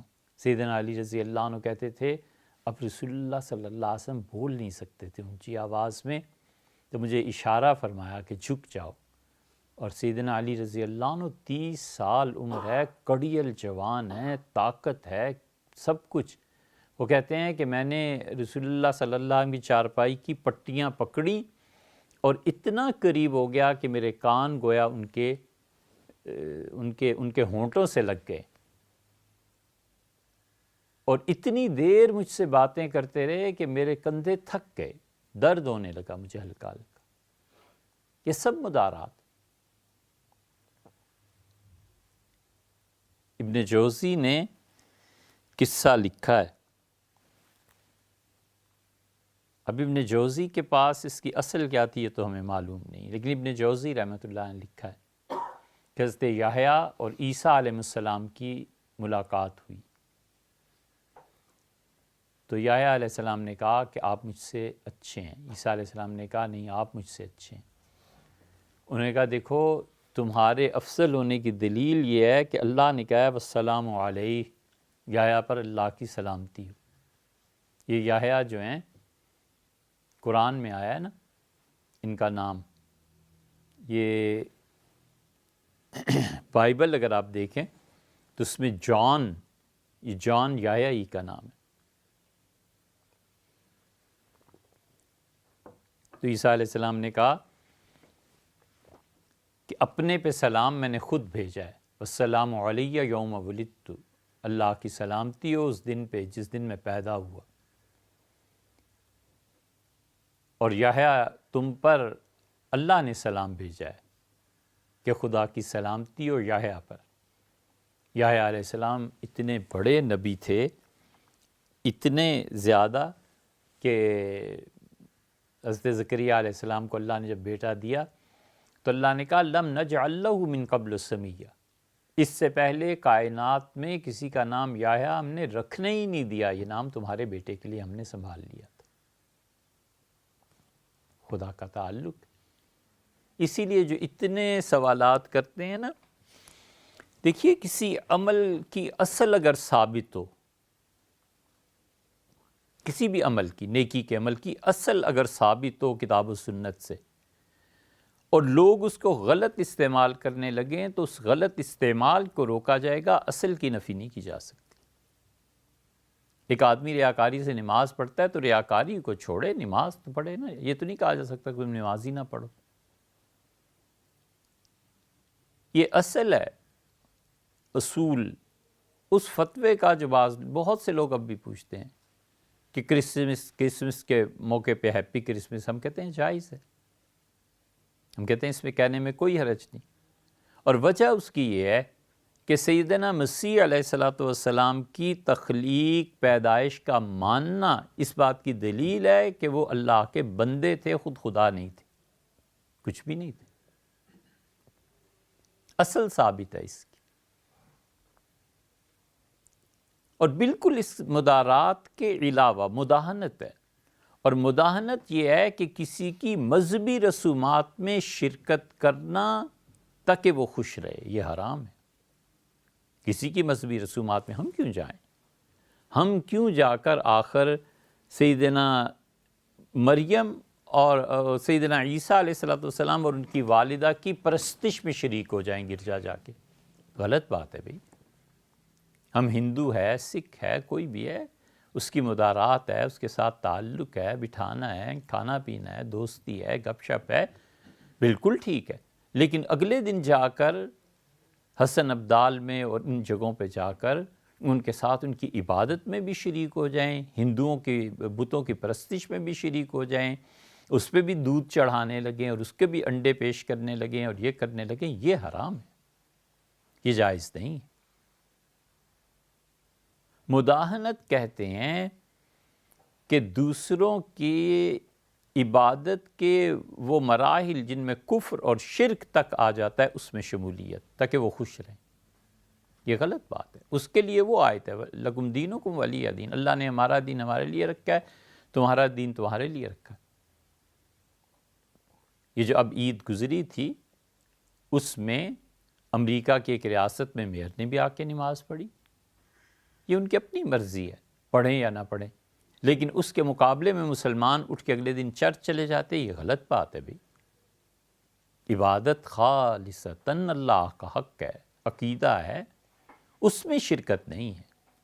شرکت مدارات میں، شرکت ایک دوسرے کے ساتھ تعلق میں ہے، ایک دوسرے کے ساتھ محبت کے تعلق میں شرکت ہوتی ہے، یہ چیزیں ہوتی ہیں۔ یہ نہیں ہو سکتا کہ کوئی آدمی دوسروں کی عبادات کے مراسم بھی بجا لانے لگے۔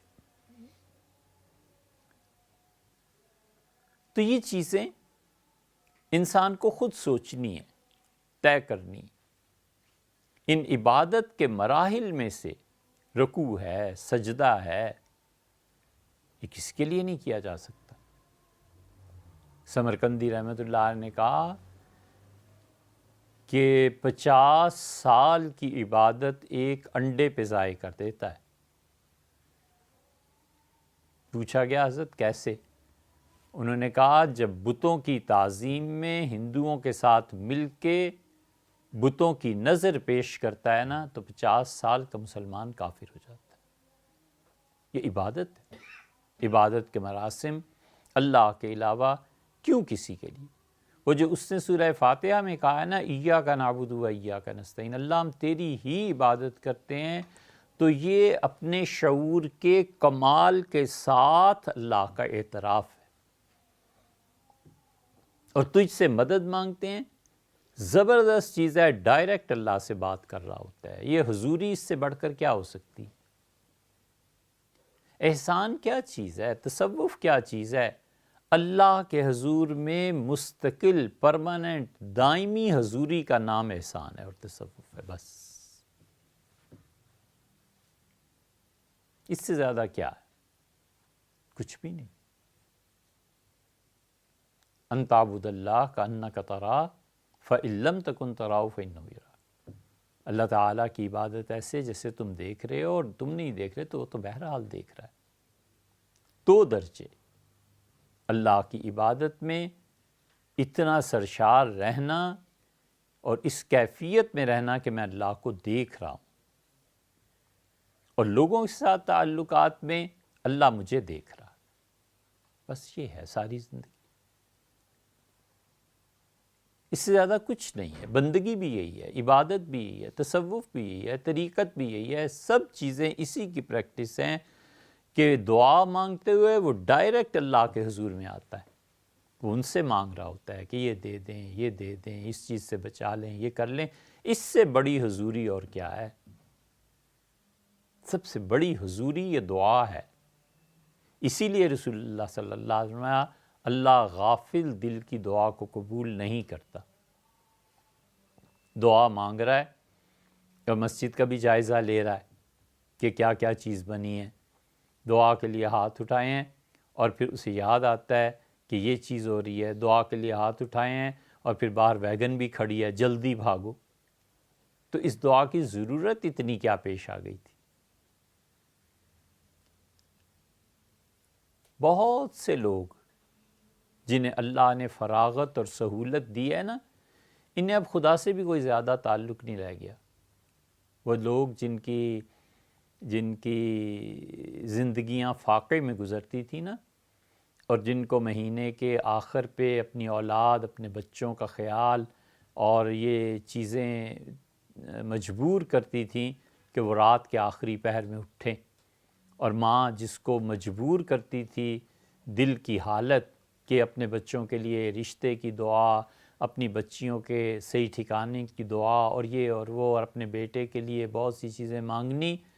اب جن کو اللہ نے سہولت دے دی نا، ان سب کو ان چیزوں کی ضرورت ہی نہیں رہ گئی۔ سائیکل نہیں میسر ہوتی تھی تو اس وقت خدا کے ساتھ دل لگ جاتا تھا لوگوں کا۔ اب مرسیڈیز اور کیا کیا بی ایم اور کیا کیا گاڑیاں آ گئی ہیں، اب ضرورت ہی کیا رہ گئی ہے جو اللہ سے مانگے۔ حج میں ایک مرتبہ عرفات کے میدان میں ایک خاتون ایسے ہی بیٹھی ہوئی تھی، تو ایک دوسری خاتون نے ان سے کہا کہ باجی دعا مانگ لیں۔ اس نے کہا اتنی دعائیں مانگی ہیں اب رہی کوئی نہیں گئی۔ ان کا کیا مانگوں اللہ سے، اب سمجھ نہیں آتا۔ یہ حال ہے، تھوڑی چیزیں اللہ سے مانگنے کی، وہ ڈائریکٹ خدا کے ساتھ تعلق ہے۔ لوگ غور نہیں کرتے اس آیت پہ کہ اللہ تعالیٰ کا اعتبار ہے، اور یہ اعتبار بہت بڑی چیز ہے۔ اللہ کے ساتھ جو تعلق ہے یہ اس کا اعتبار ہے، اور اسے ہمارا اعتبار ہے۔ شارپ چیز آپ دیکھیں، تلوار کی دھار، مثالیں دی جاتی ہیں نا، پلسرات ایسا ہوگا اسے تلوار کی دھار، اسی میں چھوٹے پیمانے پر آپ دیکھیں تو بلیڈ اس طرح، یہ جتنے حجام ہوتے ہیں وہ اس طرح حلق پہ چلاتا ہے. یہ جو بیٹھا ہوا ہے اسے اعتبار ہے کہ یہ اس طرح میری شاہ رگ نہیں کاٹے گا، یہ اپنا کام کر رہا ہے، اس کا اعتبار ہی تو ہے. اور اسے بھی اعتبار ہے اس کا کہ مجھ سے خوف اور ڈر کی نہیں بلکہ محبت اور سکون کی حالت میں بیٹھا ہے، یہ اعتبار ہے.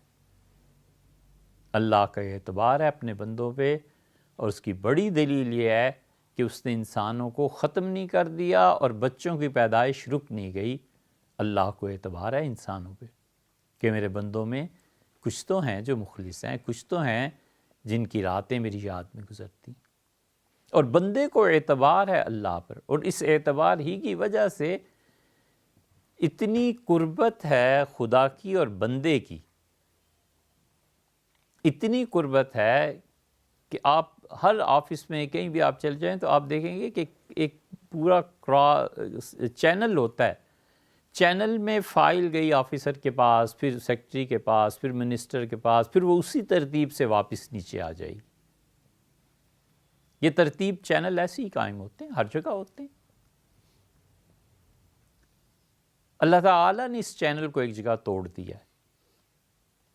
صحابہ رضی اللہ عنہم نے حضور صلی اللہ علیہ وسلم سے پوچھا کہ ربنا قریبن، ہمارا پروردگار قریب ہے، فنناجی، ہم آہستہ آہستہ دعا مانگا کریں. ہم بعیدن فننادی، اور اللہ دور ہے اور ہم چیخ چیخ کے بولیں، ہماری آواز خدا تک پہنچے.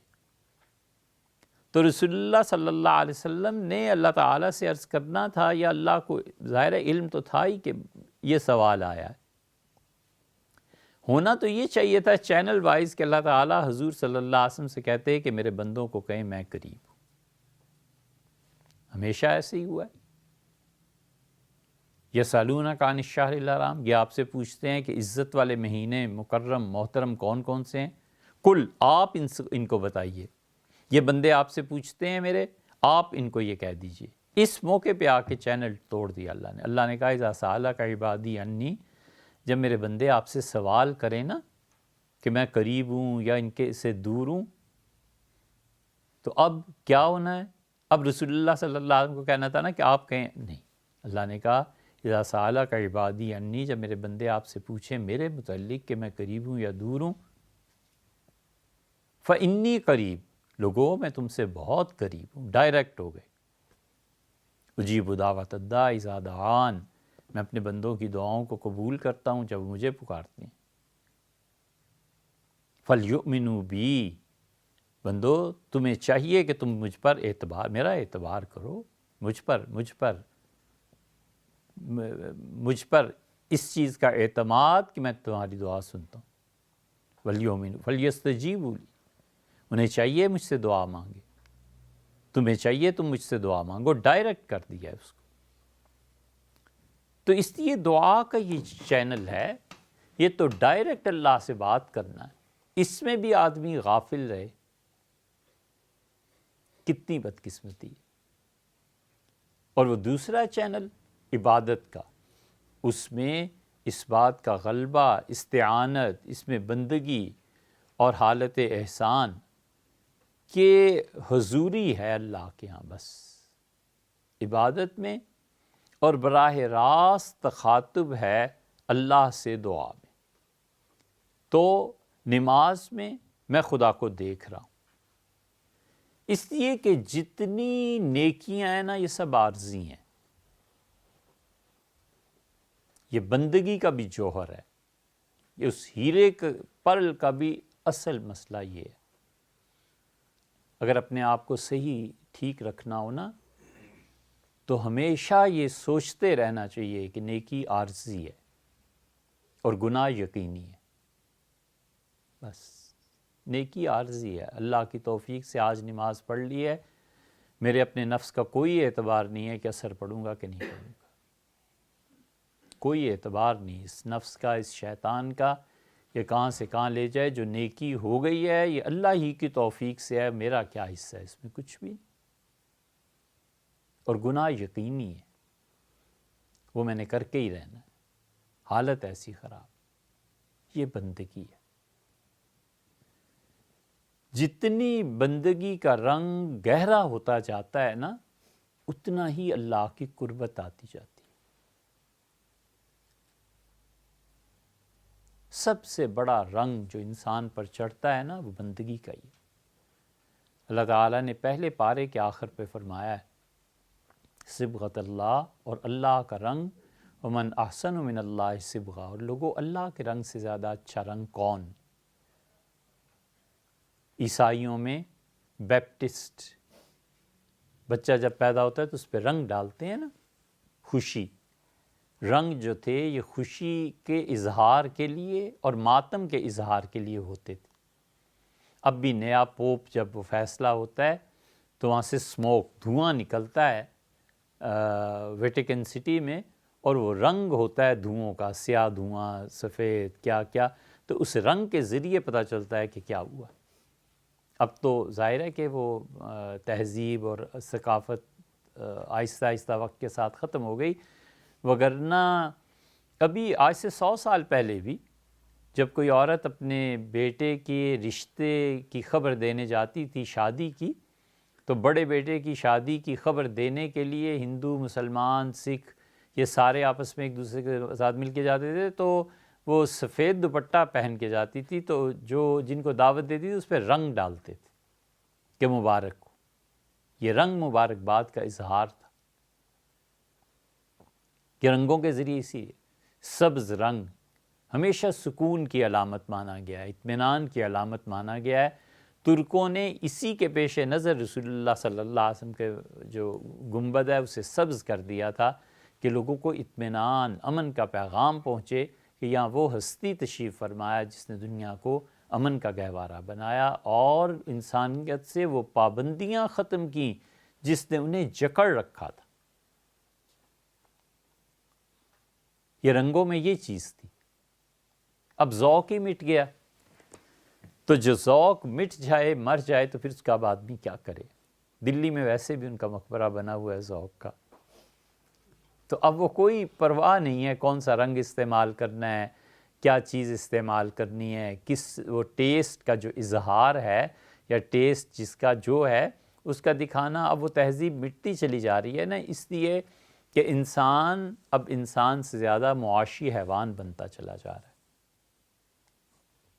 وہ انسانیت کا رنگ، اللہ نے اسی لیے رنگ کو کہا کہ ومن احسن من اللہ صبغہ، لوگو اللہ کے رنگ سے بڑا رنگ کون سا ہے؟ اور اللہ کا رنگ جو ہے نا، وہ اس کی ایک ہی پہچان ہے۔ بس جب کبھی وہ آ جائے نا، تو اگر 100 سال عمر ہے تو 1000 سال کا سجدہ کرنا چاہیے، ایک لمبا۔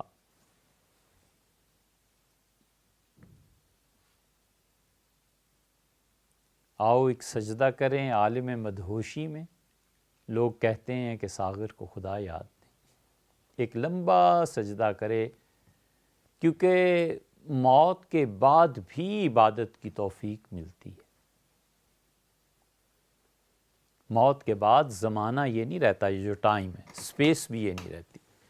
ٹائم اور اسپیس کا سارا چکر اس زمین کے اوپر ہی ہے، جب کوئی نیچے چلا جاتا ہے تو ٹائم بھی ختم اور اسپیس بھی ختم۔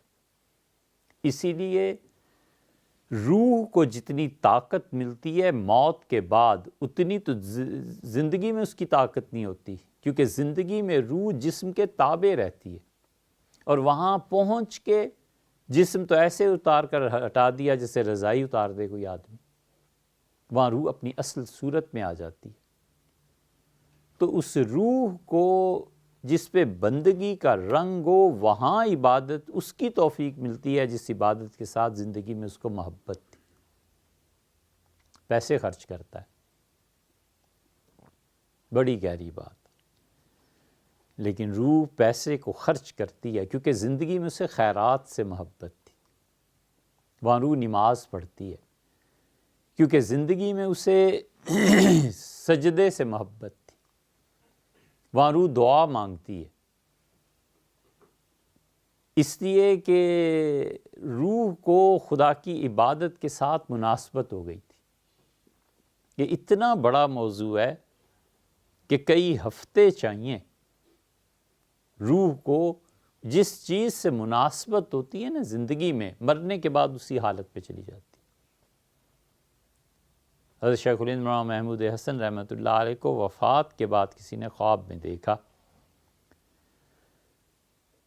تو انہوں نے کہا میں حضرت شیخ الہند رحمۃ اللہ کو دیکھ کے حیران ہو گیا کہ اللہ تعالیٰ کے عرش کا پایا پکڑ کر کھڑے تھے، تو میں نے سوچا حضرت کو تو جنت میں کہیں ہونا چاہیے تھا، کہاں ہونا چاہیے تھا، یہ حضرت کہاں کھڑے ہیں؟ تو میں جب قریب ہوا تو دیکھا وہ بار بار یہ کہہ رہے تھے کہ اللہ آزادی دے دے اور انگریزوں کو ہندوستان سے نکال دے۔ زندگی ساری سیاست، ریشمی رومال کی تحریک اس میں گزری نا، آزادی کے لیے جد و جہد۔ تو انہوں نے کہا میں نے حضرت کو اس حال میں دیکھا۔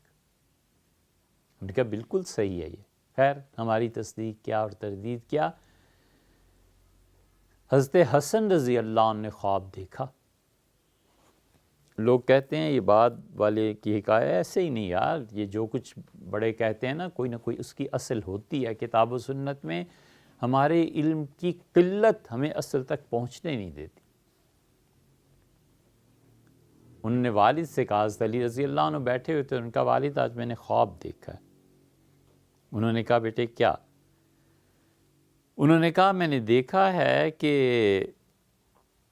امیر المومنین سیدنا عثمان رضی اللہ عنہ نے اپنا سر اپنے ہاتھ پہ رکھا ہوا ہے اور اللہ تعالیٰ کی بارگاہ میں پیش کیا ہے، اور بار بار کہتے ہیں کہ اللہ مجھے کیوں قتل کیا گیا؟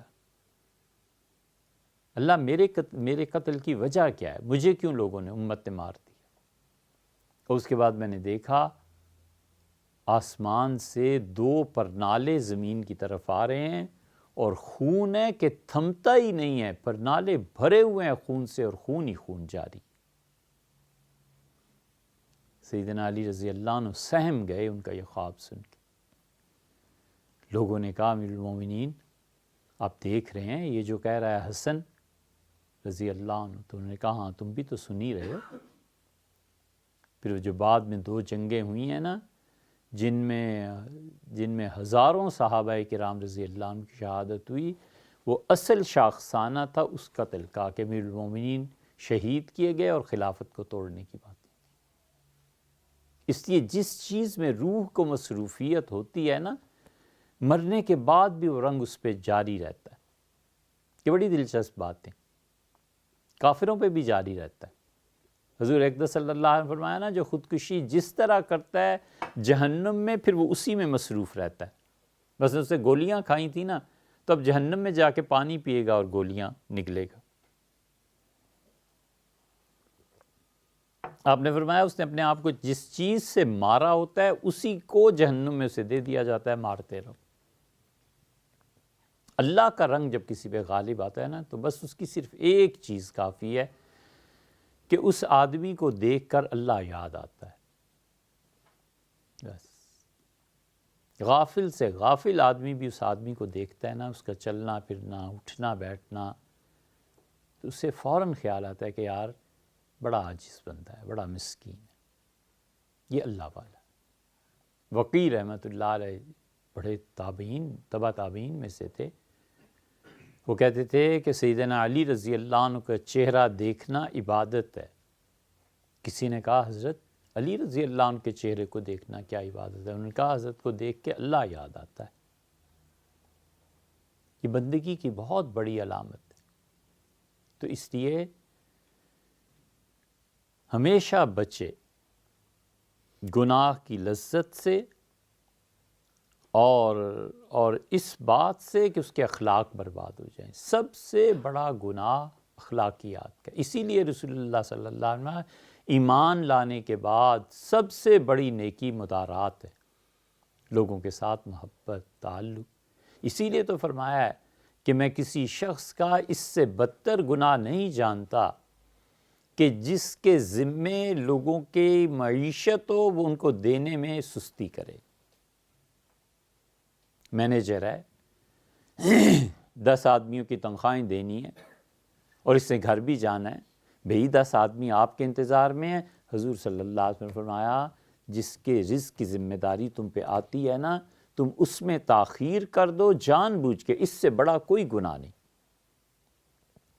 کتنے ہی آفیسرز ہیں، ایک سائن کرنا ہے نا، نہیں یار میں جا رہا ہوں، اور بسا اوقات تو معاذ اللہ گناہ کے لیے جا رہا ہوتا ہے، یار سائن کر جاؤ، دوسروں کو تنخواہ مل جائے، پیسے مل جائیں، انہیں کیا پتا کہ ایک ایک گھنٹہ اور ایک ایک لمحہ جب پیسہ نہ ہو تو دوسرے چھوٹے پہ کیا گزرے۔ یہ سب مدارات، مداہنت حرام، وہ جائز ہی نہیں۔ کیوں ہم جا کے بتوں پہ پھول چڑھائیں، کیوں ہم جا کے بتوں کے سامنے جھکیں، قبروں پہ کیوں ہم جا کے سجدے کریں، والعیاذ باللہ، یہ غلط بات ہے۔ لیکن دوسروں کے ساتھ تعلق، اخلاقی بیماریوں میں بدترین بیماری یہ ہے بس کہ گناہ لذت کی وجہ سے کرنا۔ اللہ تعالی حفاظت